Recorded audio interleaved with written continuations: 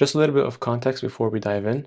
I'm building an app and community called Orbit, where our sole mission is to empower every single university student to find and forge meaningful, lifelong connections, whether it's through finding a friend who shares your ambitions or a partner who brings out the best in you. Check out this video to learn more about our mission and manifesto. And if you'd like to be part of this mission, join our Discord community. The link is down below. With that said, roll the clip. On the left side, we have Mark. On the right side, we have Ken. This is his real name, Ken Possible. But as we will see in here, their real names will not be revealed unless they confirm to meet up. So first off, as Mark, I have created the meetup by going here, putting in the details, but I already did that beforehand, as you can see here. That is Slingshot69, which is the username of Mark. And in here, you see more details about the meetup process. And also, the design for this is going to look like this, where there's an AI score, age and gender, time and place. Right now, as I mentioned, we have an active post made by Mark himself. That's why you can see it in here. You can go here to edit that post and delete it if you want to, just like that. Regarding this screen as well, this screen is where Ken fell in love with Mark. And oh my God, this guy seems so interesting. Let's meet up with him. Because imagine this with me. You get to see who Mark is on the inside with the information shown at the bottom here. So this is the meetup details, and then in the bottom is the user details, without revealing any personal information like their name, their family name, their birth date. Since Ken was like, oh my God, I love this person, he accepts the meetup, and he immediately goes straight to the chat where he can say, oh, let's meet beside Bake Chef. And yeah, time location will be shown in here. All these meetup details will be shown at the top as well. Now let's go to the Mark side of things, where Mark can see that Ken, with the username of I'm just Ken, he sent a chat, so we can see that, oh. And in here, Mark can either ignore that person by looking at their details. Also imagine this with me. The user can see more details about the person at the top in there. But yes, he was like, oh my God, Ken likes anime and he's coming as an exchange student. That's so cool.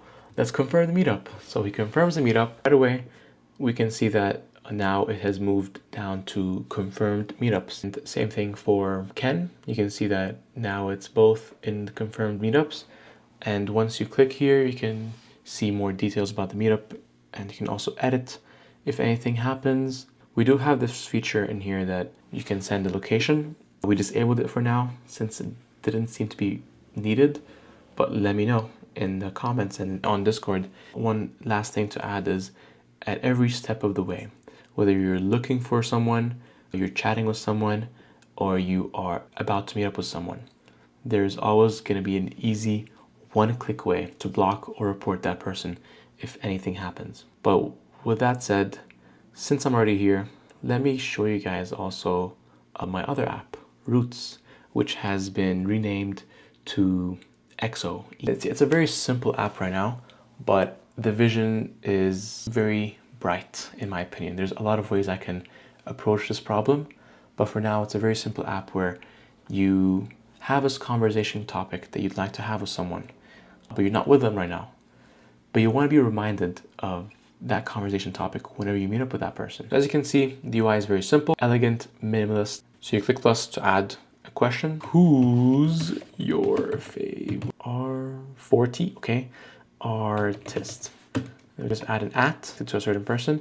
But what if we want to make a new person? So let's say I want to ask that question to myself, Rami. You just do that, add a new person, boom, it's connected. And to make a new group, double at, or to a group artist, I am asking this question to an artist. And that's also a tag or a topic. We just click that.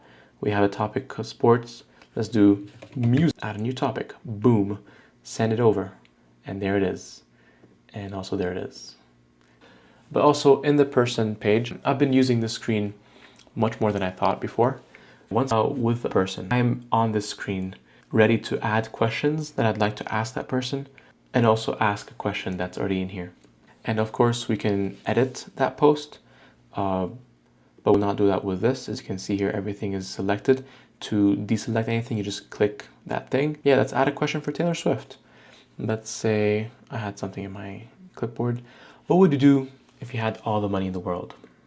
I wonder. Let's do that. Since the answer is kind of already known, she's rich now, let's delete that. And also we have Imagine Dragging These Balls. And since we know the answer to that, it's Take Me to the Beach, a new song they have. Let's say beach versus desert. So yeah, that is what it can do right now. I have over 100 questions lined up for people, and there's a person who has 33 questions right now. I love asking cool questions to people, and I love storing these questions so I don't forget them. And that is why I made this app for myself. But I do want to launch it because I do see it being useful, but I'm not sure how. So please let me know your thoughts down in the comments. I am late to class, 20 minutes late, so let me go. Goodbye.